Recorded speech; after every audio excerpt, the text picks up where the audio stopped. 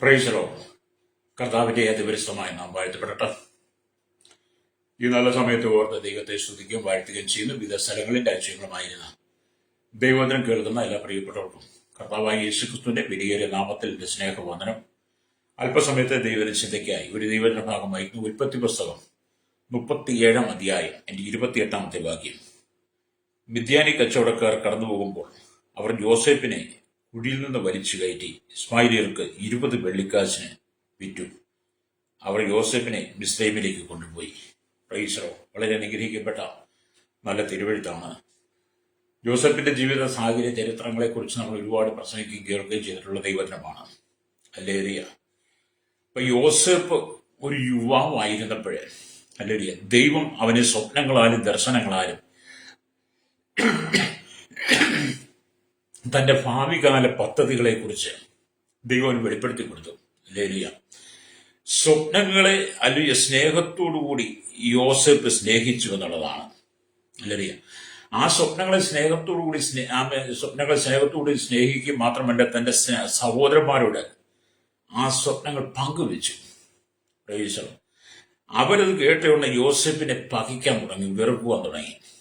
Price the Lord. എന്നാൽ യോസേപ്പിന്റെ പിതാവ് അവനെ വളരെ സ്നേഹിച്ചു.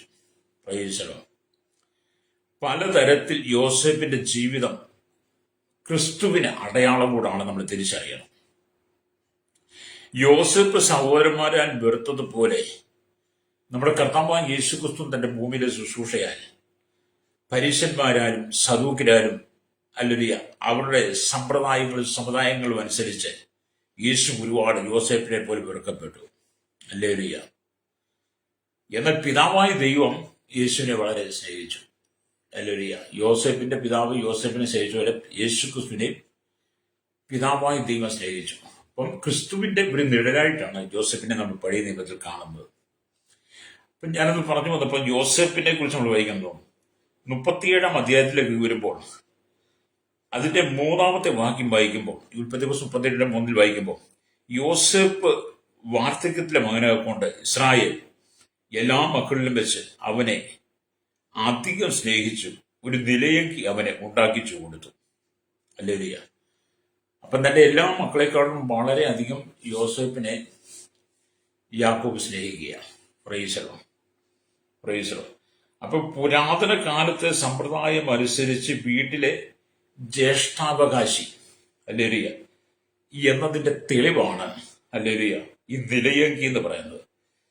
ആ നിലയങ്കി മുഖാന്തരമാണ് ഹല്ലേലൂയ ജോസഫ് നിന്ദിക്കപ്പെടുന്നത്, സഹോദരന്മാർ അവനെ പകയ്ക്കാൻ കാരണമായത്. ഹല്ലേലൂയ. നമ്മുടെ 1 ദിനവൃത്താന്ത പുസ്തകം ഹല്ലേലൂയ 5:2 വായിക്കാൻ ജ്യേഷ്ഠാവകാശം യോസേപ്പിന് കൊടുത്തു എന്ന് എഴുതിയിരിക്കുന്ന കാണാൻ കഴിയും.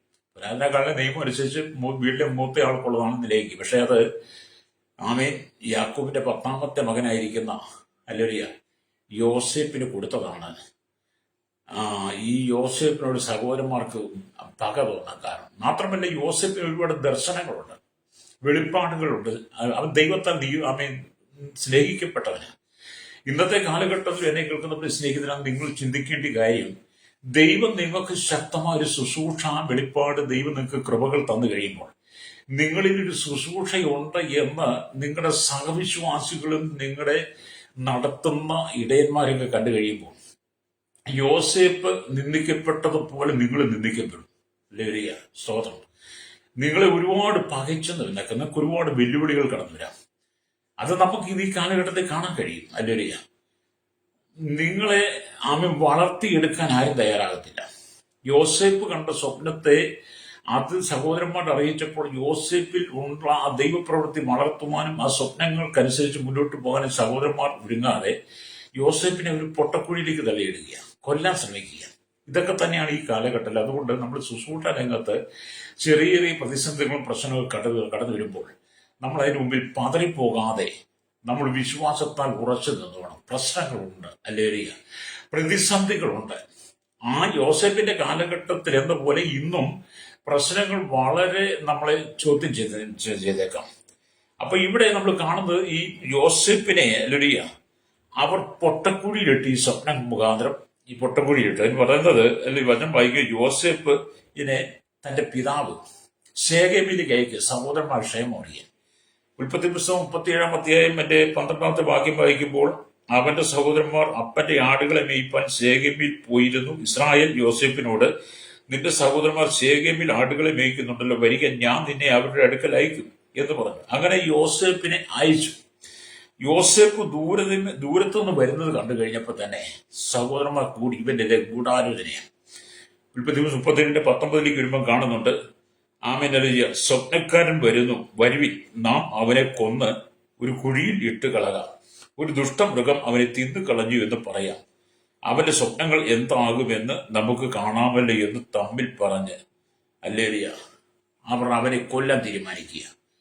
നോക്കിക്കോണം, നമ്മൾ ഈ കാലഘട്ടത്തിൽ ചിന്തിക്കുമ്പോൾ, ഞാൻ എൻ്റെ ആത്മീയ ശുശ്രൂഷ രംഗത്തുള്ള ബന്ധത്തിൽ പല ആളുകളുമായിട്ട് സംസാരിക്കുമ്പോൾ, ഒരു ശുശ്രൂഷ ഒരു സഭയിൽ ഒരു സഹോദരനോ സഹോദരിക്കോ ഉണ്ടെങ്കിൽ അവരെ ഒന്നും വളർത്തിയെടുക്കാൻ കഴിയാതെ അവരിലുള്ള ശുശ്രൂഷ ഏതെങ്കിലും വിധത്തിൽ തകർക്കാൻ ശ്രമിക്കുന്ന അനവധി ആളുകളെ ഞാൻ കണ്ടിട്ടുണ്ട്. അല്ലേലിയ, ഇന്നത്തെ കാലത്ത് നമ്മുടെ അനവധി യുവാക്കന്മാർ, കൊച്ചുകുട്ടികളൊക്കെ സഭയ്ക്കകത്ത് ദൈവം ദർശനങ്ങൾ കൊടുത്തിട്ടുള്ളവരുണ്ട്. അവരെ വളർത്തിയെടുക്കാൻ സഭ തയ്യാറല്ല.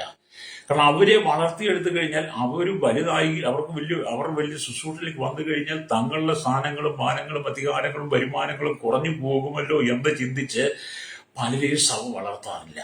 അല്ലേറിയ, നമ്മൾ ഒരാൾക്കൊരു ശുശ്രൂഷ ഉണ്ടാകുമ്പോൾ വളർത്തിയെടുക്കണം. ഞാൻ എൻ്റെ സഭയുടെ കാര്യങ്ങൾ പറയാം, എൻ്റെ സഭയിലെ ചെറിയ കുട്ടികളെ കൊണ്ട് വരെ പ്രാർത്ഥിപ്പിക്കും. കാരണം നമ്മളത് പറഞ്ഞു കൊടുത്ത് അവരെ ചെയ്യിപ്പിച്ചെങ്കിൽ മാത്രമേ അവർക്ക് ഭാവിയിൽ ഒരു പ്രാർത്ഥനയ്ക്കായി അവർ വളരാൻ പറ്റത്തുള്ളൂ. ചില സഭയിൽ ചെന്ന വർഷങ്ങൾ സഭയിൽ ഇരിക്കുന്നവരുണ്ട്, അവർക്ക് പ്രാർത്ഥിക്കാൻ പോലും അറിയില്ല. കാരണം അവർക്ക് അതിനുള്ള അവസരം കൊടുക്കത്തില്ല. അന്ന് നമ്മൾ മറ്റുള്ളവരെ വളർത്തിക്കൊണ്ട് വരുന്നതാണ് യഥാർത്ഥ ശുശ്രൂഷ എന്ന് പറയുന്നത്.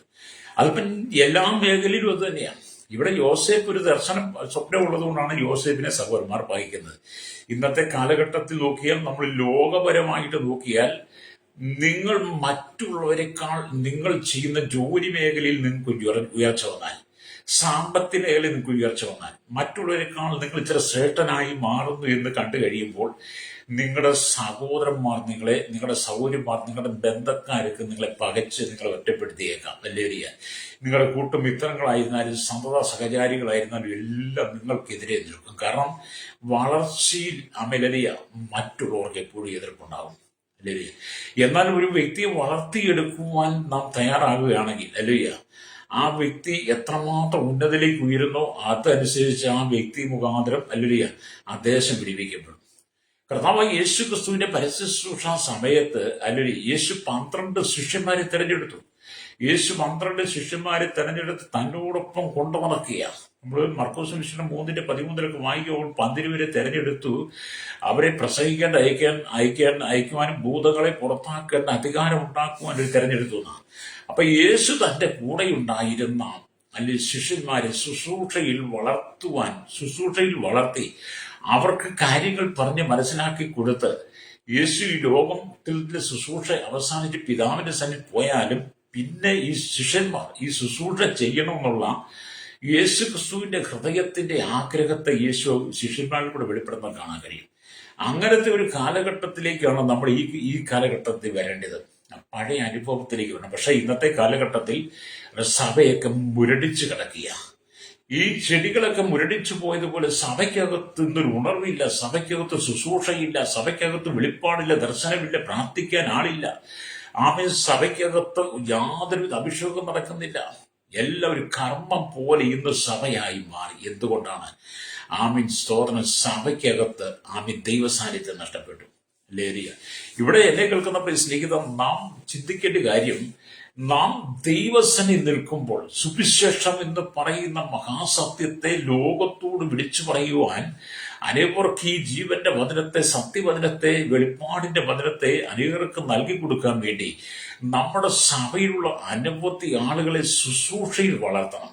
അല്ലേലിയ, ഈ കാണുന്ന ലോകം മുഴുവൻ പാപത്തിന്റെ അധീനത്തിൽ വീണ് കിടക്കുകയാണ്, ശാപത്തിൽ വീണ് കിടക്കുകയാണ്, അഥമ പാതാളത്തിലേക്ക് മനുഷ്യൻ പോവുകയാണ്. അങ്ങനെയുള്ള സാഹചര്യത്തിൽ നിന്ന് അവരെ വിടുവിച്ചു കൊണ്ടുവരുവാൻ ഇവിടെ സുവിശേഷത്തിന്റെ ശബ്ദം ഉയർന്നേ പറ്റുകയുള്ളൂ. ലേരിയ.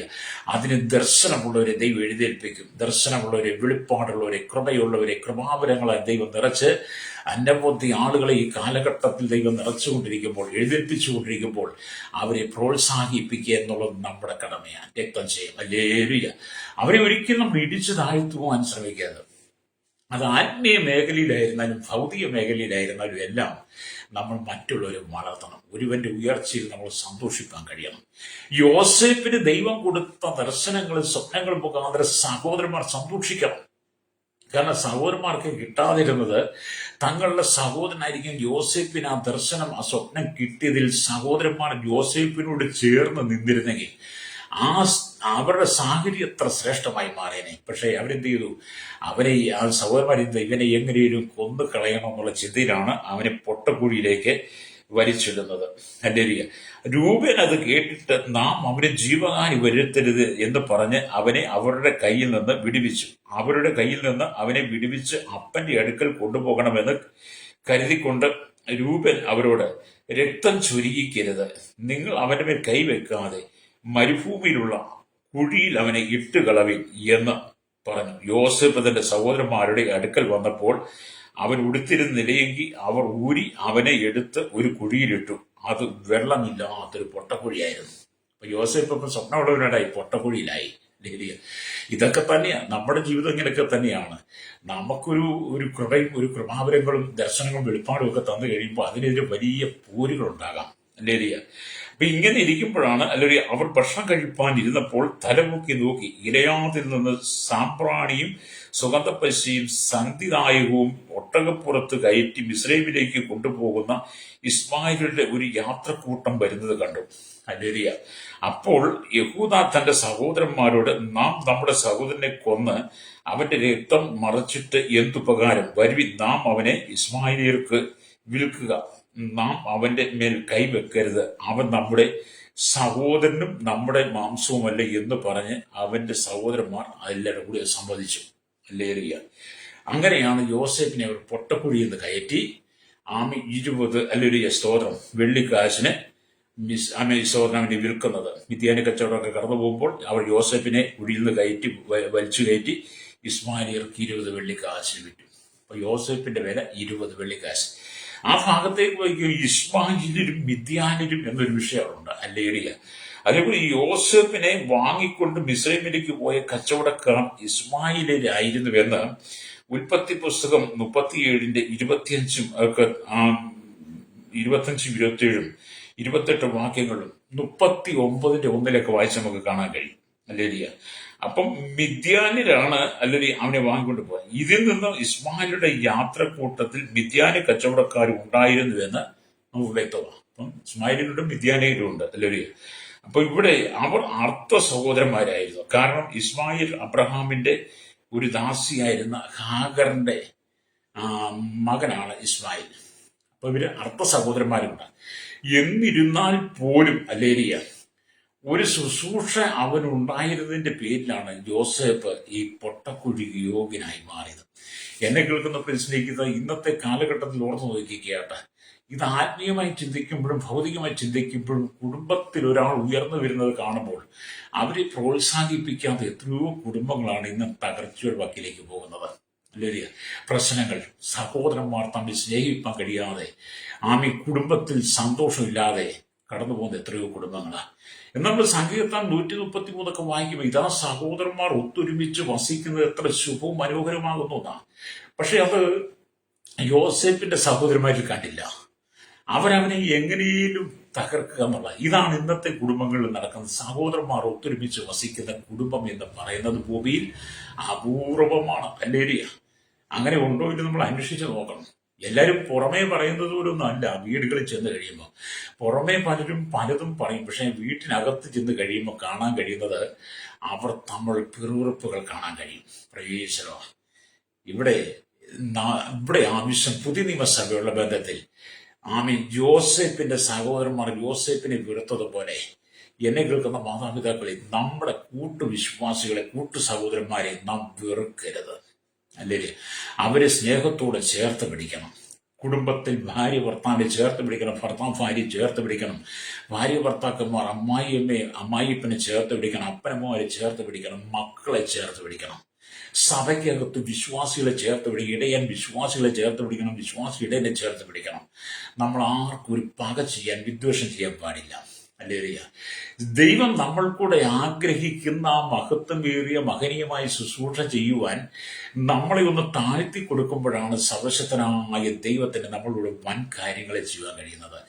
നമ്മൾ മറുതലിച്ചാൽ ദൈവത്തിന് ഒന്നും ചെയ്യാൻ കഴിയത്തില്ല. അതുകൊണ്ട് നിങ്ങളുടെ ആത്മീയ ജീവിതത്തിൽ ഈ പുതിയ നിയമസഭയുള്ള ബന്ധത്തിൽ ഈ കാലഘട്ടത്തിൽ പറയട്ടെ, നിങ്ങൾ ഏത് ജാതിക്കാരനായിരുന്നാലും, ഏത് മതക്കാരനായിരുന്നാലും, ഏത് ചിന്താഗതിക്കാരനായിരുന്നാലും, ഭാഷക്കാരനായിരുന്നാലും നിങ്ങളുടെ ഉള്ളിൽ പരസ്പര സ്നേഹം നിറയണം. ഹല്ലേലൂയ. നിങ്ങൾ ഒന്നിനെക്കുറിച്ചും കലഹം ഉണ്ടാക്കി നിങ്ങളുടെ കുടുംബത്തിനകത്ത് ഛിന്ന ഭിന്നമായി വരുന്ന പിശാച് പ്രവർത്തിക്കുന്ന ഒരു നിലയിലേക്ക് നിന്റെ കുടുംബത്തെ കൊണ്ടുപോകാതെ, ചെറിയ ചെറിയ പ്രശ്നങ്ങളും വിഷയങ്ങളും ഒക്കെ ഉണ്ടെങ്കിൽ അത് പറഞ്ഞ് പരിഹരിച്ചു പോകണം. ഹല്ലേലൂയ. ആത്മീയ നിലയിലും ഭൗതിക നിലയിലും അത് നമുക്ക് ചെയ്യുവാൻ കഴിയണം. ഹല്ലേലൂയ. അതാണ് ദൈവത്തിന് വചനം നമ്മെ പഠിപ്പിക്കുന്നത്. ഇവിടെ നമുക്ക് മനസ്സിലാക്കാൻ കഴിയുന്നത്, ഹല്ലേലൂയ, അബ്രഹാമിന്റെ ദാസിയായിരുന്ന ഹാഗറിന്റെ സന്തതികളിൽ സന്തതികളും മിദ്യാനും, ഹല്ലേലൂയ, മറ്റൊരു ഭാര്യയായിരുന്ന കെതൂറയുടെ സഞ്ചാരികളുമാണ്. ഈ രണ്ട് ഇസ്മായിലും ഹല്ലേലൂയ മിദ്യാനും പറയുന്ന ഒന്ന് ഹാഗറിന്റെ മക്കളും ഇസ്മായിലും, പിന്നെ കെതൂറയിൽ അബ്രഹാമിനുണ്ടായിരുന്നതാണ് മിദ്യാന്. ആ അർത്ഥ സഹോദരന്മാർക്ക് അറിയിക്കുന്നത്. ഇവിടെ നമ്മുടെ കർത്താവായ യേശുക്രിസ്തുവിന്റെ ജീവിതാനുഭവങ്ങൾ നോക്കിയാൽ ഈ യേശുക്രിസ്തുവിനെ പോലെ തന്നെ ഈ യേശുക്രിസ്തുവിന്റെ ജീവിതം പഠിച്ചാൽ യോസേപ്പ് അനുഭവിച്ച അതേ മേഖലയുടെ യേശു കടന്നുപോയെന്നുള്ളതാണ്. അപ്പൊ യേശുവിനെ പോലെ തന്നെ നമ്മളുമായി മാറണമെങ്കിൽ നമ്മുടെ ഉള്ളിൽ ദൈവസ്നേഹം അറിയണം. പ്രൈസലോ. അപ്പൊ ഇവിടെ നാം ദൈവത്തിന്റെ വചനം വായിക്കും. മത്തായിയുടെ സുവിശേഷത്തിലേക്ക് വരുമ്പോൾ നമുക്കത് കാണാൻ കഴിയും. മത്തായിയുടെ സുവിശേഷത്തിലേക്ക് വരുമ്പോൾ നമുക്ക് കാണാം 26-ാം അധ്യായം, ഹല്ലേലൂയ, വരുമ്പോൾ 26-ാം അധ്യായത്തിലേക്ക് വരുമ്പോൾ ഇങ്ങനെ എഴുതിയിരിക്കുന്നു. അതിന്റെ സ്തോത്രം, ഹല്ലേലൂയ, ചില ഭാഗങ്ങൾ വായിക്കുമ്പോൾ അതിന്റെ 14 തൊട്ട് 26-ാം അധ്യായം 14 തൊട്ട് വായിക്കുമ്പോൾ യൂദ യേശുവിനെ ഒറ്റിക്കൊടുക്കുന്ന കാണാൻ കഴിയും. യോസേപ്പിനെ 20 വെള്ളിക്കാശിന് സഹോദരന്മാർ ഇസ്മായിലിയർക്കും വിദ്യാനക്കും വിൽക്കുന്നു. ഇവിടെ യേശുവിനെ യൂദ 30 വെള്ളിക്കാശിന് ഒറ്റിക്കൊടുക്കുന്നു. അന്ന് പന്തിരുവരിൽ ഒരുത്തനായ യൂദ ഈസ്കുര്യത്താവ് മഹാപുരോഹിതന്മാരുടെ അടുക്കൽ ചെന്ന്, നിങ്ങൾ എന്തു തരും, ഞാൻ അവനെ കാണിച്ചു തരാം എന്ന് പറഞ്ഞു. അവർ അവന് 30 വെള്ളിക്കാശ് തൂക്കിക്കൊടുത്തു. അന്നു മുതൽ അവനെ കാണിച്ചു കൊടുപ്പാൻ അവൻ തക്കം അന്വേഷിച്ചു പോകുന്നു. കണ്ടോ? അപ്പൊ യേശു അതേ അനുഭവമാണ്. യോസെഫിന് 20 വെള്ളിക്കാശിനുണ്ട്, യേശുവിന് 30 വെള്ളിക്കാശിന് വേണ്ടി യേശുവിന് കൂടെ ഉണ്ടായിരുന്ന 12 ശിഷ്യന്മാരിൽ ഒരുവൻ യൂദ യേശുവിനെ 30 വെള്ളിക്കാശ് ഒറ്റിക്കൊടുക്കുക. ഇത് ഈ കാലഘട്ടത്തിൽ എത്ര ഇതാണ്. പരസ്പരം ഒറ്റിക്കൊടുക്കുക, പരസ്പരം അല്ലെങ്കിൽ കുഴിയിൽ ചാടിക്കുക, ചതിവിലകപ്പെടുത്തുക എന്നൊക്കെ പറയുന്ന ഇന്ന് ആത്മീയ ലോകത്തിലുമുണ്ട്, ഭൗതിക ലോകത്തിലും കുടുംബത്തിലുമുണ്ട്. പ്രൈസലോ. പരസ്പര സ്നേഹം നഷ്ടപ്പെട്ടു പോയി കാലഘട്ടമാണ്. പരസ്പര സ്നേഹം നഷ്ടപ്പെട്ടു പോയി, സന്തോഷം നഷ്ടപ്പെട്ടു പോയി, ഐക്യം നഷ്ടപ്പെട്ടു പോയി, സമാധാനം നഷ്ടപ്പെട്ടു പോയി. കുടുംബത്തിനകത്ത് ദൈവസാന്നിധ്യമില്ല. നമ്മൾ കൂടി വരുന്ന സമൂഹത്തിൽ ദൈവസാന്നിധ്യമില്ല. ജോലി മേഖലയിൽ ദൈവസാന്നിധ്യം, എല്ലായിടത്തും ഐക്യത നഷ്ടപ്പെട്ടു പോയി. പണം ഉണ്ടാക്കാൻ വേണ്ടി ആരെന്തു വേണേലും ഏത് നിലയിൽ വേണേലും പ്രവർത്തിക്കും.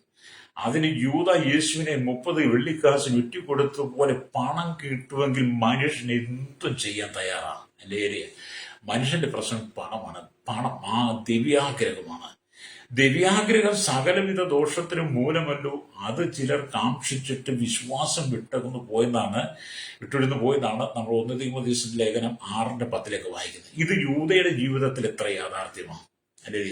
അപ്പൊ 20 വെള്ളിക്കാശിന് യോസെപ്പിനെ സഹോദരന്മാർ വിറ്റെങ്കിലും ആ 20 വെള്ളിക്കാശ് കൊണ്ട് യോസെപ്പിന്റെ സഹോദരന്മാർക്ക് വലിയ സമ്പന്നന്മാരാകാൻ കഴിഞ്ഞില്ല. അല്ലേ? 30 വെള്ളിക്കാശിന് യേശുവിനെ യൂദ ഒറ്റിക്കൊടുത്തിട്ട് 30 വെള്ളിക്കാശ് കൊണ്ട് യൂദയ്ക്കും വലിയവനാകാൻ കഴിഞ്ഞില്ല. അതെ, നമ്മൾ ചതിവിലൂടെ, അന്യായത്തിലൂടെ, അന്യായ ബന്ധനത്തിലൂടെ നമ്മൾ എന്തുണ്ടാക്കിയാലും, ദൈവഹിതമല്ലാതെ എന്തുണ്ടാക്കിയാലും അതെല്ലാം തകർന്ന് തരിപ്പണമാകും കേട്ടോ. അല്ലെങ്കിൽ അതുകൊണ്ട് ദൈവഹിതമല്ലാത്തതൊന്നും നിങ്ങളുടെ ജീവിതത്തിൽ വരരുത്. പ്രൈസലോ.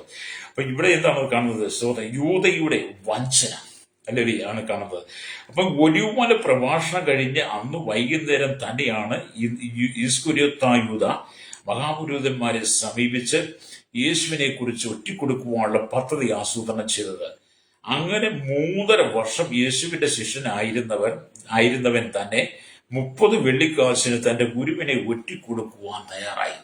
3.5 വർഷം യേശുവിനോട് കൂടെ നടന്ന് ശുശ്രൂഷ ചെയ്ത്, ശുശ്രൂഷ കണ്ട്, അനുഭവിച്ച് 12 ശിഷ്യന്മാരിൽ യൂദ ഖജാൻജിയൊക്കെ ആയിരുന്നു, ട്രഷറായിരുന്നു. ചിന്തിക്കണം, അവനാണ് 30 വെള്ളിക്കാശിന് വേണ്ടി യേശുവിനെ മഹാപുരോഹിതന്മാർക്ക് ഒറ്റിക്കൊടുക്കാൻ തയ്യാറായത്.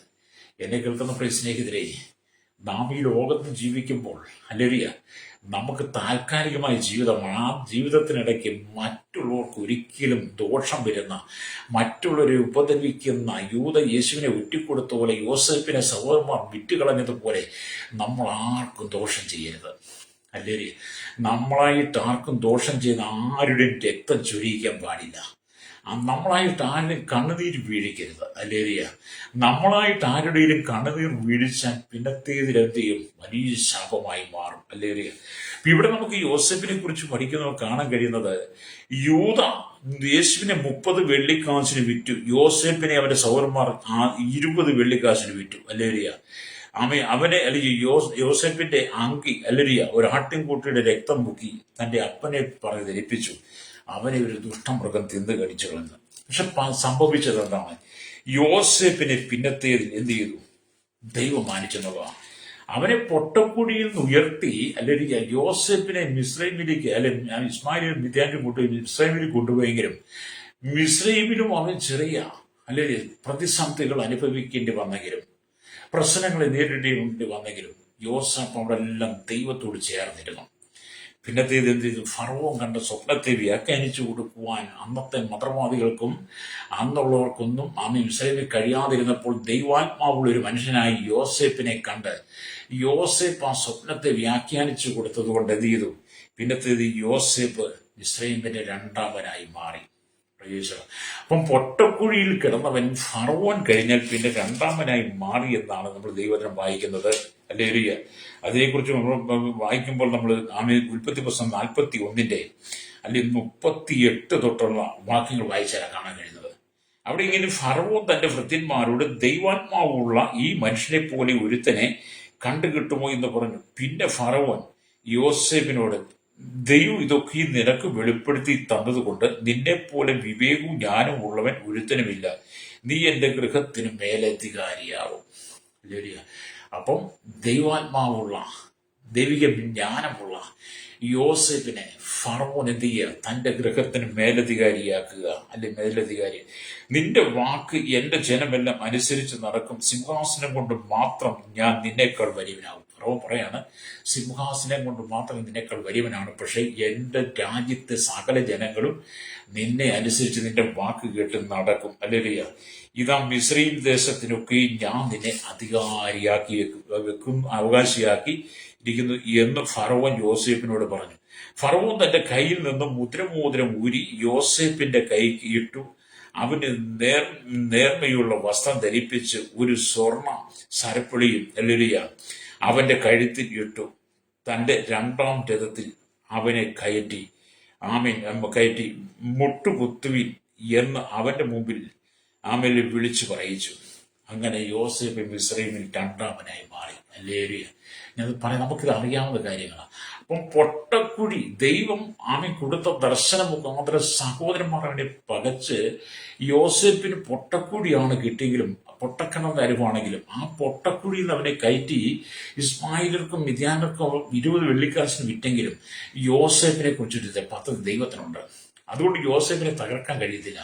മിസ്രയീമിൽ യോസേഫ് രണ്ടാമനായി വാഴുവാൻ ദൈവത്തിന്റെ നിയോഗമാണ്. കാരണം ദൈവത്തിന് അതിനെക്കുറിച്ച് ചില പദ്ധതികളുണ്ട്. എന്നെ കേൾക്കുന്ന മാതാപിതാക്കൾ പറയട്ടെ, നീ എത്രമാത്രം നിന്ദിക്കപ്പെടുന്നു, അപമാനിക്കപ്പെടുന്നു, പരിഹസിക്കപ്പെടുന്നു, അതിന്റെ നടുവിൽ നീ ഭാരപ്പെട്ടു പോകരുത്. ദൈവം നിന്നെ മാനിച്ചാൽ നിന്നെ ആരെല്ലാം തഴഞ്ഞു ഉപേക്ഷിച്ച് തകർത്ത് കളഞ്ഞു അവരുടെ മധ്യത്തിൽ ദൈവം നിന്നെ മാനിക്കും. ഇതിന് നൂറ് അനുഭവങ്ങളുണ്ട് കേട്ടോ, നൂറ് അനുഭവങ്ങളുണ്ട്. ഞാൻ ആത്മീയ ശുശ്രൂഷ രംഗത്ത് വന്നപ്പോൾ എനിക്കിതിനെക്കുറിച്ച് വലിയ അറിവൊന്നുമില്ല. നമ്മളൊരു ക്രൈസ്തവ കുടുംബത്തിൽ നിന്ന് വിശ്വാസത്തിലേക്ക് വന്ന് ആദ്യമായിട്ട് സെമിനാരിൽ പോയി വചനമൊക്കെ പഠിച്ച് നിന്ന് ശുശ്രൂഷയൊക്കെ ചെയ്യാനൊക്കെ തുടങ്ങി കഴിഞ്ഞപ്പോൾ ഒരുപാട് എതിർപ്പുകൾ ഞാൻ നേരിടേണ്ടി വന്നിട്ടുണ്ട്. ഒരുപാട് വിമർശനങ്ങൾ, എതിർപ്പുകൾ, പരിഹാസങ്ങളൊക്കെ ഏൽക്കേണ്ടി വന്നിട്ടുണ്ട്. അന്ന് അതിനെക്കുറിച്ചൊന്നും അറിയത്തില്ല. പക്ഷെ പിന്നീടാണ് യോസേഫ് ഇതൊക്കെ അനുഭവിച്ചിട്ടുണ്ടെന്നും യോസേഫ് അവിടെ എല്ലാം വളരെ ദൈവത്തോട് ചേർന്ന് ദൈവനെ കൃതാർത്ഥനാക്കി മാറ്റിയെന്നും അവൻ എത്രമാത്രം നിന്ദിക്കപ്പെടുന്നോ പരിഹസിക്കപ്പെടുന്നോ അത്രമാത്രം യോസേഫ് ദൈവകൃപയിൽ നിറയപ്പെടുകയായിരുന്നു, ദൈവം അവനെ ഉയർത്തിക്കൊണ്ടിരിക്കുകയായിരുന്നു മനസ്സിലായി. അല്ലേ? അപ്പൊ ഞാനും ദൈവസനെ പറഞ്ഞു, കർത്താവേ, എത്രമാത്രം നിന്ദകളും അപമാനങ്ങളും പരിഹാസങ്ങളും ദൂഷ്യങ്ങളും വിമർശനങ്ങളും എതിർപ്പുകളും ഒക്കെ എൻ്റെ ജീവിതത്തിൽ കടന്നു വരുന്നുണ്ട്. യോസേഫ് അനുഭവിച്ചതുപോലെ ഞാനും കടന്നു പോകുന്ന ചില സാഹചര്യം ഉണ്ട്. അവിടെ നിൽക്കാനുള്ള കൃപ വേണമെന്ന് ഞാൻ ദൈവത്തോട് പ്രാർത്ഥിച്ചിട്ടുണ്ട്.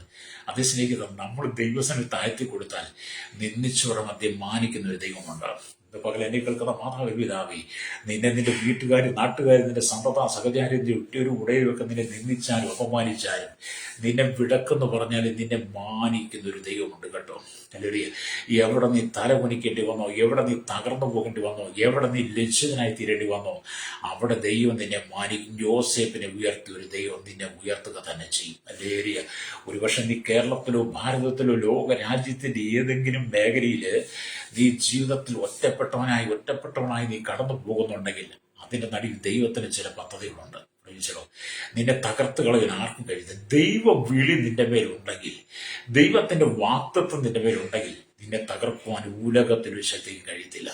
അങ്ങനെ ദൈവിക കരുതലുള്ള, ദൈവ വിളിയുള്ള, ദൈവിക ദർശനമുള്ള, സ്വപ്നമുള്ള യോസേഫിനെ തകർക്കുവാൻ അവന്റെ സഹോദരന്മാർക്ക് കഴിയില്ല. കാരണം യോസേഫിന്റെ കൂടെ ദൈവമുണ്ട്. ഇന്ന് പകൽ കഷ്ടം സഹിക്കുന്നതിലൂടെ പറയട്ടെ, നിന്റെ കൂടെ ദൈവമുണ്ടെന്ന് നീ ഉറപ്പുവരുത്തണം. നിന്റെ കൂടെ ദൈവമുണ്ട്. നീ കടന്നു പോകുന്ന പ്രതികൂലത്തിന്റെ നടുവിൽ, പ്രശ്നങ്ങളുടെ ദൈവം നിന്നോട് കൂടെ ഉണ്ട് എന്ന് നീ ഉറപ്പ് വരുത്തുന്നെങ്കിൽ, ആ ഉറപ്പിലാണ് നീ യാത്ര ചെയ്യുന്നെങ്കിൽ, ലോകം മുഴുവൻ നിനക്കെതിരെ ഇളകി വന്നാലും അല്ലേ നീ ഭയപ്പെടുകയില്ല. അല്ലേ? നിനക്ക് 46 സങ്കീർത്തനം 1 വാക്യം പറഞ്ഞ് നിനക്കും പറയും, ദൈവം നമ്മുടെ സങ്കേതവും കോട്ടയും അവൻ കഷ്ടങ്ങൾ ഏറ്റവും അടുത്ത തുണയായിരിക്കുന്നെന്ന് നിനക്ക് ചാകൂരത്തോടെ വിളിച്ചു പറയാൻ കഴിയും. ദൈവം നമ്മുടെ സങ്കേതവും കോട്ടയുമാണ്, കഷ്ടങ്ങൾ ഏറ്റവും അടുത്ത തുണയാണ്. യോസേഫുമായിട്ട് ബന്ധപ്പെടുത്തി ഞങ്ങൾ ചിന്തിച്ചു നോക്കി. സഹോദരന്മാരെ നിന്ദിക്കപ്പെട്ടു, സ്വന്തം ഭവനം നഷ്ടപ്പെട്ടു, അപ്പന്റെ മുഖം ഇനി ഒരിക്കലും കാണാൻ പറ്റത്തില്ല, അപ്പന്റെ വീട്ടിലേക്ക് കൊണ്ടുപോകത്തില്ല, 20 വെള്ളിക്കാശ് വിറ്റു, ഇനി അവൻ വേറൊരു രാജ്യത്തിലേക്കാണ് പോകുന്നത്. അല്ലേ? ആ യോസേഫിന്റെ ജീവിതം എത്ര ഭയാനകമായിരിക്കും, സങ്കടം കൊണ്ട് നിറയപ്പെട്ടതായിരിക്കും. പക്ഷെ ദൈവം അവന്റെ സങ്കേതവും കോട്ടയും കഷ്ടങ്ങൾ ഏറ്റവും അടുത്ത തുണയായിട്ടിരുന്നത് കൊണ്ട് പിന്നത്തേതിൽ എന്തു പറ്റി? ദേശത്ത് ക്ഷാമം വന്നപ്പോൾ എല്ലായിടത്തും ക്ഷാമം വന്നു. യോസേഫിന്റെ സഹോദരന്മാർ ഒന്ന് ക്ഷാമം വന്നു. അപ്പോഴാണ് മിസ്രൈമിൽ ധാന്യം വിൽക്കുന്നു എന്ന് യാക്കോബ് പറയുന്നതും തന്റെ സഹോദരന്മാരെല്ലാം മിസ്രൈമിലേക്ക് അയക്കുന്നതും അവർ അവിടെ ചെന്ന് അല്ലെങ്കിൽ യോസേഫിൽ നിന്ന് ധാന്യം വാങ്ങി അപ്പന് കൊണ്ട് കൊടുക്കുന്നതും. അല്ലേ? പിന്നത്തേത് യോസേഫ് അവർക്ക് തന്റെ സഹോദരനാണെന്ന് വെളിപ്പെടുത്തി. യോസേഫ് ഒരു പ്രതികാരം ചെയ്യാതെ, സഹോദരന്മാർ ഒരു പ്രതികാരം ചെയ്യാതെ തന്റെ സഹോദരന്മാരെ ചേർത്ത് വിളിച്ച് അപ്പന്റെ വിശേഷങ്ങളൊക്കെ അന്വേഷിച്ച് പിന്നത്തേതിൽ എന്ത് ചെയ്തു? യാക്കോബ് അടക്കം സകല ജനത്തെ മിസ്രൈമിലേക്ക് വരുത്തി. അല്ലേ? യോസേഫിന്റെ പക തീർക്കാമായിരുന്നു, പക്ഷെ യോസേഫ് ഒരിക്കലും അത് ചെയ്തില്ല കേട്ടോ. നമ്മൾ ആരോടും പക തീർക്കാനല്ല നമ്മുടെ ആത്മീയ ജീവിതം എന്ന് പറയുന്നത്. നമുക്കെതിരെ നിൽക്കുന്നവർക്ക് വേണ്ടി യോസേഫ് സഹോദരന്മാരെ കരുതുപോലെ നമ്മൾ മറ്റുള്ളവർക്ക് വേണ്ടി കരുതണം. ഇത് തന്നെയല്ലേ യേശു ചെയ്തത്. പരീശന്മാരും സാധുക്യരും മഹാപുരോഹിതന്മാരും അടങ്ങുന്ന വലിയ കൂട്ടം യേശു ക്രിസ്തുവിനെതിരെ നിന്ന് യേശുവിനെതിരെ പൊരുതുമ്പോഴും യേശു അവർക്കെതിരെ ഒരു തന്ത്രം നനഞ്ഞില്ല. അവരെല്ലാം ചേർത്ത് പിടിച്ച് അവർക്ക് വേണ്ടി ക്രൂശിൽ സ്വയം യാഗമായി മാറി യേശു. ഹല്ലേലൂയ. അപ്പൊ നമ്മൾ കർത്താവായ യേശു ക്രിസ്തുവിലേക്ക് വരണം. ഹല്ലേലൂയ. അപ്പൊ യോസേഫ് ഉയർന്നു വരുന്നതിന് ഒരു സാധ്യതയും ഉണ്ടായിരുന്നില്ല. പോത്തിഫറിന്റെ വീട്ടിൽ ഒരു അടിമയായി ജീവിച്ചു. അവിടെ വെച്ച് അവൻ അന്യായമായി കുറ്റം ചുമത്തപ്പെട്ടു ജയിൽ ശിക്ഷ അനുഭവിക്കേണ്ടി വന്നു. യോസേഫിന്റെ വിശ്വാസവും കുറഞ്ഞു പോകത്തക്ക നിലയിൽ അപ്പം മിസ്രൈമിലേക്ക് ചെന്നു. പോത്തിഫറിന്റെ ഭവനത്തിന് വേണ്ടി അടിമയായി. അവിടെ വെച്ച് അവൻ അപമാനിക്കപ്പെടേണ്ടി വന്നു. അത് മുഖാന്തരം ജയിലിൽ പോകേണ്ടി വന്നു. യോസേഫിന്റെ വിശ്വാസം കുറഞ്ഞു പോകത്തക്ക നിലയിൽ യോസഫ് പിടിയിലൂടെ കടന്നുപോയി. പക്ഷേ എങ്കിലും യോസഫ് ദൈവത്തോട് ചേർന്നിരുന്നു. ഹല്ലേലൂയ. യൗവന കാലത്ത് ദൈവം തനിക്ക് കാണിച്ചു കൊടുത്ത സ്വപ്നങ്ങൾ എന്തുകൊണ്ട് നിറവേറിയില്ല? ജയിലിൽ വെച്ച് ഹല്ലേലൂയ അവൻ മരിച്ചു പോകുമോ, എനിക്കൊരു മോചനമില്ലേ എന്നൊക്കെയുള്ള ചിന്തകൾ അവനെ അലട്ടിക്കാണും. ദൈവം കൊടുത്ത ദർശനങ്ങൾ എന്തുകൊണ്ട് നിറവേറിയില്ല? ഞാൻ ഈ ജയിലിൽ എങ്ങനെ എത്തി? ഈ ജയിലിൽ എനിക്ക് മോചനമില്ലേ? ഇനി എൻ്റെ അപ്പൻ്റെ വീട്ടിലേക്ക് പോകാൻ എനിക്ക് പറ്റത്തില്ലേ? എൻ്റെ സഹോദരന്മാരെന്നെ സ്നേഹിക്കത്തില്ലേ? എല്ലാവരും വെറുക്കപ്പെട്ടവരാണ്. ഞാൻ ഇനി എൻ്റെ ജീവിതം ഇവിടെ തകർന്നു പോകുമോ എന്നുള്ള ചിന്തകളൊക്കെ യോസേഫിന്റെ ജീവിതത്തിൽ വന്നു കാണും. നമ്മളങ്ങനെ ചില സാഹചര്യത്തിൽ കടന്നു പോകാറില്ലേ? എല്ലാവരും തള്ളപ്പെടും നമ്മൾ ചിന്തിക്കാറില്ലേ? അയ്യോ, ഇതെല്ലാം വന്നല്ലോ, സംഭവിച്ചല്ലോ, ഇങ്ങനെയൊക്കെ പറ്റിപ്പോലെ, ഇനി മുന്നോട്ട് യാതൊരു രക്ഷയില്ല, എല്ലാം തകർന്നു എന്ന് ചിന്തിക്കുന്ന ചില അനുഭവങ്ങൾ യോസേഫിനെ പോലെ ഉണ്ടാകാം. അവിടെ ഒന്നും നീ തകർന്നു പോകരുത്. നിന്നെ തകർക്കുവാനല്ല ദൈവം വിളിച്ചത്. നീ വഴിയിൽ കളഞ്ഞിട്ട് പോകാനല്ല, നിന്നെ അനാഥനായി വിടുവാനല്ല ദൈവം വിളിച്ചത്. നീ അനുഭവിക്കുന്ന ഏകാന്തത നടുവിൽ, അനാഥത്വത്തിന്റെ നടുവിൽ നിന്റെ അരികിലേക്ക് ഇറങ്ങി വരുന്ന യേശുവുണ്ട്. ആമേ സോദര. അങ്ങനെ യോസേഫ് പല ചിന്തയിൽ വന്നെങ്കിലും യോസേഫിനെ ഫറവോന്റെ ഹല്ലേലൂയ അടുത്ത സ്ഥാനത്തേക്ക് ഈജിപ്തിന്റെ പ്രധാനമന്ത്രിയായി യഹോവയായ ദൈവത്താൽ ഹല്ലേലൂയ ദൈവത്താനാണ് സംഭവിക്കുന്നത്. ഫറവോനവിടെ പ്രധാനമന്ത്രിയാക്കി മാറ്റി. അത് എന്നെ കേൾക്കുന്ന മാതാപിതാവേ, നിന്റെ ജോലി മേഖല ഒരുപക്ഷെ നിനക്കെതിരെ പോരാടുന്നവർ കാണും. നിന്റെ ജോലി മേഖല, നിന്റെ ഓഫീസ് നിനക്കെതിരെ പോരാടുന്നവർ കാണും. നിന്റെ ബിസിനസ്സിൽ നിന്നെ തകർക്കാൻ ശ്രമിക്കുന്നവർ കാണും. കുടുംബത്തിൽ നിന്നെ ഒറ്റപ്പെടുത്താൻ ശ്രമിക്കുന്നവർ കാണും. ശുശ്രൂഷയിൽ നിന്നെ ഒറ്റപ്പെടുത്താൻ ശ്രമിക്കുന്നവർ കാണും. സമൂഹത്തിൽ നിന്നെ ഒറ്റപ്പെടുത്താൻ ശ്രമിക്കുന്നവർ കാണും.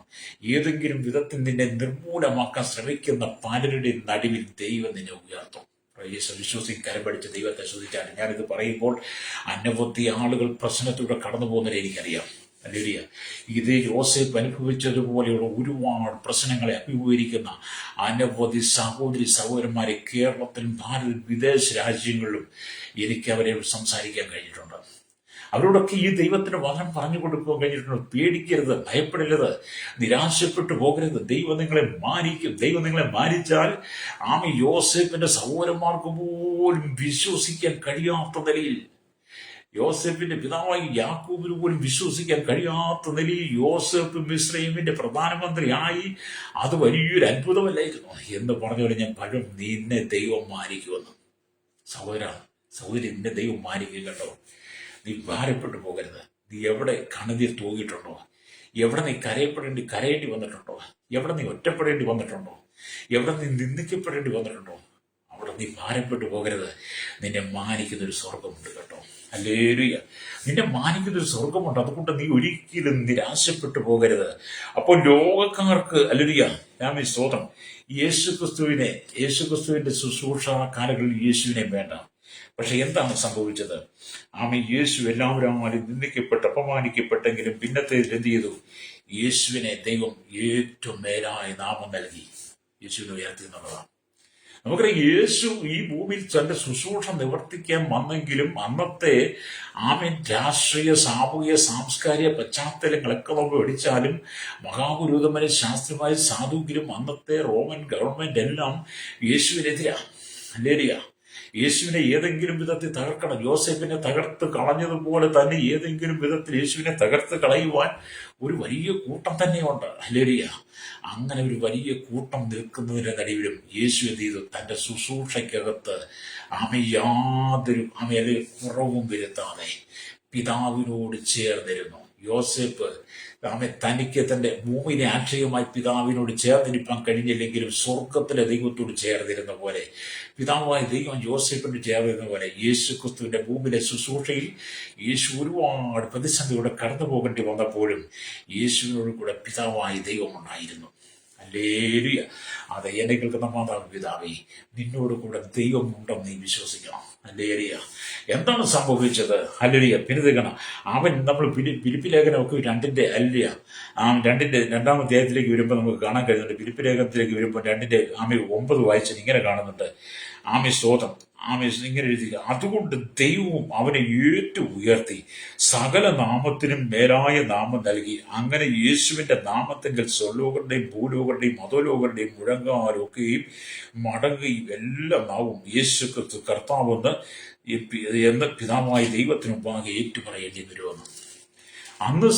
അന്ന് പരീശന്മാരും മഹാപുരോഹിതന്മാരും റോമൻ സൈന്യങ്ങളെല്ലാം കൂടെ യേശുവിനെ പിടിച്ച് അവർ കാൽവറിയിൽ ക്രൂശിച്ചു. അല്ലേലിയ. യേശു മരിച്ചു എന്ന് കണ്ടു കഴിഞ്ഞപ്പോൾ യേശുവിനെ അന്ന് അരിമത്തിക്കാനായിരിക്കും യോസഫിന്റെ കലറ അടക്കം ചെയ്തു. റോമൻ മുദ്ര വെച്ച് കലറ അടച്ചുറപ്പാക്കി. പക്ഷെ 3-ാം നാൾ അതിശക്തിയോടെ യേശു ഉയർത്തെഴുന്നേറ്റ് സ്തോത്രം ശിഷ്യന്മാർക്കും 40 നാളുകൾ പ്രത്യക്ഷമായി സ്വർഗത്തിലേക്ക് കരയേറിപ്പോയ ദൈവത്തെ സകല നാമത്തിനും മേലായ നാമം നൽകി പിതാവ് മാനിച്ചു. ഹല്ലേലൂയ. എന്നിട്ട് പറയാണ് സകല നാമം മേലായ നാമം നൽകി അവന് യേശുവിന്റെ നാമത്തെങ്കിൽ സ്വർലോകരുടെയും ഭൂലോകരുടെയും അധോലോകത്തിൽ കിടക്കുന്നവൻ വരെ യേശു ദൈവമെന്ന് പറയുന്ന ഒരു അനുഭവത്തിലേക്ക് വരിക.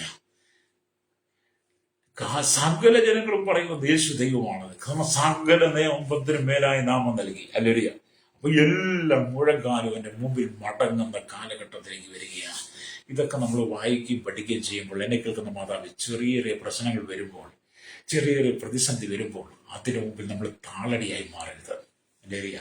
യോസേഫ് ജീവിതത്തിൽ അനുഭവിച്ച പ്രയാസങ്ങൾ നമ്മൾ കാണുമ്പോൾ, യോസേഫ് പഴയ നിയമത്തിൽ ക്രിസ്തുവിന് നിഴല, പുതിയ നിയമത്തിൽ യേശു അനുഭവിച്ച ആ സാഹചര്യങ്ങൾ നമ്മൾ രണ്ടും കൂടെ ചേർത്ത് പഠിക്കുമ്പോൾ നമ്മൾ ഇങ്ങനെയുള്ള കഷ്ടതയുടെ കടന്നു പോകും. അങ്ങനെയുള്ള കർഷകരുടെ കടന്നു പോകുമ്പോൾ നീ ഒരിക്കലും തകരരുത്. ഹല്ലേലൂയ. ഇതൊക്കെ നിങ്ങൾ ഒരുപാട് കേൾക്കുകയും അറിയുകയും പഠിക്കുകയും ചെയ്ത വചനമാണെങ്കിൽ ഇന്ന് പകൽ പരിശുദ്ധമായി വചനം നിങ്ങളെ ഓർപ്പിക്കുന്നത്, നിങ്ങൾ കടന്നു പോകുന്ന ചില മേഖലകളെ ദൈവം അറിയുന്നു. ഹല്ലേലൂയ. നീ ഒറ്റപ്പെട്ടു പോയ ചില സാഹചര്യങ്ങളെ ദൈവം അറിയുന്നു. നീ ആരും കാണാതെ കരയുന്ന കണ്ണുനീരൊഴുക്കുന്ന ചില പ്രശ്നങ്ങളെ അറിയുന്നു. നിന്റെ സഹോദരങ്ങൾ നിന്നെ ഒഴിവാക്കി നിന്ദിച്ച്, നിന്റെ മാതാപിതാക്കൾ നിന്നെ ഒഴിവാക്കി നിന്ദിച്ചില്ലേ? ഹല്ലേലൂയ. നിന്നെ സഭയ്ക്കകത്ത് ഒറ്റപ്പെടുത്തി, സമൂഹത്തിൽ ഒറ്റപ്പെടുത്തി, ജോലി സ്ഥലത്തിന് ഒറ്റപ്പെടുത്തി. എന്തിനാണ് ഞാൻ ഈ കഷ്ടം സഹിക്കുന്നത്, എനിക്ക് മാത്രം എന്തുകൊണ്ടാണ് ഇങ്ങനെ സംഭവിക്കുന്നതൊക്കെ ചോദിക്കത്തക്ക നിലയിൽ നീ ചില പ്രതികൂല സാഹചര്യങ്ങളൂടെ കടന്നു പോകുന്നുണ്ട്. ഹല്ലേലൂയ. അങ്ങനെ കടന്നു പോകുന്നവരുടെയും പറയട്ടെ, അതിനെ നിറയെ നീ യേശുവിനോട് ചേർന്നിരിക്കുക. പിതാവായ ദൈവത്തോട് യേശു ചേർന്നിരുന്ന പോലെ നീ യേശുവിനോട് പറ്റിയിരിക്കുന്നെങ്കിൽ, ഹല്ലേലൂയ, നിന്നെ ഉലകത്തെ തകർക്കാൻ കഴിയുന്നില്ല. അതുകൊണ്ടാണ് നമ്മൾ 91 സംഘടന, അവൻ എന്നോട് പറ്റിയിരിക്കിയാൽ ഞാൻ അവനെ വിടുവിക്കുക, അവന്റെ നാമത്തെ അറിയാൽ ഞാൻ ഉയർത്തും. അത് നീ യേശുവിനോട് പറ്റിയിരിക്കുന്നെങ്കിൽ അവൻ നിന്നെ വിടുവിക്കും കേട്ടോ. നീ അവന്റെ നാമത്തിൽ നീ ഉയർത്തും. നീ എവിടെ താഴ്ചയിലേക്ക് പോയോ, പരാജയത്തിലേക്ക് പോയോ, യോസേഫിനെ ഉയർത്തിയ ദൈവം സകല നാമത്തിന് മേലായ നാമം നൽകി യേശുവിനെ ഉയർത്തിയത് ദൈവം നിന്നെ ഉയർത്തും. നിന്റെ കഷ്ടതയിൽ നിന്നെ ഉയർത്താൻ ദൈവം ആഗ്രഹിക്കുക. നിന്റെ നൊമ്പരങ്ങളെ മാറ്റാൻ കർത്താവ് ആഗ്രഹിക്കും. വിശ്വസിച്ച് കരമടിച്ച് ദൈവത്തെ ഒന്ന് സ്തുതിച്ചാട്ട് ഈ വചനം നിന്റെ ജീവിതത്തിൽ നീ കേൾക്കുമ്പോൾ, ഇങ്ങനെ ഏതെങ്കിലും സാഹചര്യത്തിലൂടെ നീ കടന്നു പോകുന്നെങ്കിൽ ഇന്ന് പകൽ നിന്റെ ജീവിതത്തെ നീ ഒടുക്കിക്കളയുകയാണെങ്കിൽ ഒരുങ്ങേണ്ടത് നിന്റെ ജീവിതത്തെ പണിതെടുത്തോണം. ഹല്ലേലൂയ. ചിലരൊക്കെ ഈ പ്രശ്നങ്ങളൊക്കെ എനിക്ക് വന്നു കഴിയുമ്പോഴും അതോടുകൂടി വിശ്വാസ ജീവിതവും തകർത്ത്, ആത്മജീവിതവും തകർത്ത് യേശുവിനും വേണ്ടാതെ മടങ്ങിപ്പോകും. ഹല്ലേലൂയ. ചിലരൊക്കെ ഇങ്ങനെയൊക്കെ പ്രതിസന്ധികൾ കടന്നു വരുമ്പോൾ ജീവിതം മടുത്ത് പോയി ആത്മഹത്യ ചെയ്തേക്കാന്ന് പറഞ്ഞ് അനവധി വീണ്ടെടുക്കപ്പെട്ട ദൈവമക്കൾ കൂടി കഴിഞ്ഞ കാലങ്ങളിൽ ആത്മഹത്യ ചെയ്തിട്ടുണ്ട്. പക്ഷെ അതുകൊണ്ട് നിനക്ക് ഒരിക്കലും ഒന്നും നേടാൻ കഴിയത്തില്ല. നിന്റെ ആത്മാവിനെ നീ നഷ്ടപ്പെടുത്തുക, നിത്യമായ നരകത്തിലേക്ക് നീ തള്ളിക്കളയുക. അത് ഏത് സാഹചര്യത്തിലും അതിജീവിക്കണം, ഏത് പ്രതിസന്ധി അതിജീവിക്കണം. ഞാൻ ഈ വചനവുമായി എനിക്ക് ഒരുപാട് അനുഭവങ്ങളുണ്ട്. ഒരുപാട് പ്രതികൂല സാഹചര്യങ്ങളെ, പ്രതിസന്ധികളെ ഞാൻ നേരിടേണ്ടി വന്നിട്ടുണ്ട്. ഒരുപാട് ഒറ്റപ്പെടലിന്റെ അനുഭവം വന്നിട്ടുണ്ട്. അപമാനത്തിന്റെ, നിന്ദിക്കപ്പെടുന്ന അനുഭവങ്ങൾ വന്നിട്ടുണ്ട്. ഞാൻ അവിടെ എല്ലാം യേശുവിനെ ചേർന്നിരുന്നു. ചെയ്യാത്ത കുറ്റങ്ങൾ പോലും ചെയ്തുവെന്ന് വരുത്തി തീർത്ത് ചെയ്യാത്ത കുറ്റം ചെയ്തു പറഞ്ഞ് എന്നെ അപമാനിക്കാൻ ശ്രമിച്ചവരുണ്ട്. ഹല്ലേലൂയ. അവിടെ ഞാൻ ദൈവത്തോട് ചേർന്ന് പ്രാർത്ഥിച്ച്, കർത്താവ്, യോസേഫ് തന്റെ സഹോദരന്മാർ നിന്ദിക്കപ്പെട്ട് അപമാനിക്കപ്പെട്ടെങ്കിൽ, യേശു ക്രിസ്തു ഭൂമിയിൽ മഹാപുരുഷന്മാരിൽ, സാധുക്കളിൽ, പരീശന്മാരിൽ അപമാനിക്കപ്പെട്ട് നിന്ദിക്കപ്പെട്ടെങ്കിൽ, കർത്താവ്, ഞാൻ ഇന്ന് അതേ അനുഭവത്തിലൂടെ കടന്നു പോകുമ്പോൾ എന്റെ വിശ്വാസം ഒരിക്കലും കുറഞ്ഞു പോകാതെ അങ്ങയോട് ചേർന്നിരിപ്പാൻ എനിക്ക് കൃപ നൽകണമെന്ന് ഞാൻ പ്രാർത്ഥിച്ചിട്ടുണ്ട്. ഹല്ലേലൂയ. അത് നമ്മളറിയാത്ത ചില തെറ്റുകൾ, നമ്മളറിയാത്ത കാര്യങ്ങൾ ഹല്ലേലൂയ നമ്മുടെ ജീവിതത്തെ അടിച്ചേൽപ്പിക്കാൻ പലരും ശ്രമിക്കും. Price the Lord. എന്നെ കേൾക്കുന്ന മാതാപിതാ, എന്നെ കേൾക്കുന്ന യുവതി യുവാക്കന്മാരെ, സഹോദര, എന്നെ കേൾക്കുന്ന ശ്രോതാവ്, ഞാൻ പറയട്ടെ, നീ അറിയാത്ത കാര്യങ്ങൾ, നീ ചെയ്യാത്ത തെറ്റ് നിന്റെ മേൽ അടിച്ചേൽപ്പിക്കാൻ ലോകം ഒരുങ്ങിയേക്കാം. ഹല്ലേലൂയ. ഞാൻ ചെയ്യാത്ത തെറ്റുകൾ, ഞാൻ പറയാത്ത കാര്യങ്ങൾ, ഞാൻ അറിയാത്ത കാര്യങ്ങൾ എൻ്റെ ജീവിതത്തിൽ പലരും അടിച്ചേൽപ്പിക്കാൻ ശ്രമിച്ചപ്പോൾ ഞാൻ ഒറ്റ കാര്യം പറഞ്ഞു: ദൈവം നിങ്ങളോട് ചോദിക്കും. ദൈവം നിന്റെ കുടുംബത്തിനകത്ത് കണ്ണുനീര് കൊണ്ടുവരും. ഹല്ലേലൂയ. എനിക്ക് അവരോട് പിണക്കോ വൈരാഗ്യമൊന്നും ഉണ്ടായില്ല. പക്ഷേ ദൈവത്തിന്റെ അഭിഷേകത്തിനെ തുടരുത് എന്നൊരു വാക്യം പദത്തിലൂടെ ഞാൻ പറഞ്ഞു, ദൈവം ഞാൻ വേദനിച്ചിട്ടുണ്ടെങ്കിൽ അതിന്റെ 4 ഇരട്ടി നിങ്ങൾ വേദനിക്കുന്നു പറഞ്ഞു. എന്ത് പറയാൻ, അത് പറഞ്ഞ് ചില നാളുകൾ കഴിയുമ്പേ എന്നെ അപമാനിച്ച് നിന്ദിച്ച് ചില കുടുംബങ്ങൾക്കകത്ത് കണ്ണുനീരായിരുന്നു. ഹല്ലേലൂയ. അവർക്കത് മനസ്സിലായി കേട്ടോ. ഹല്ലേലൂയ.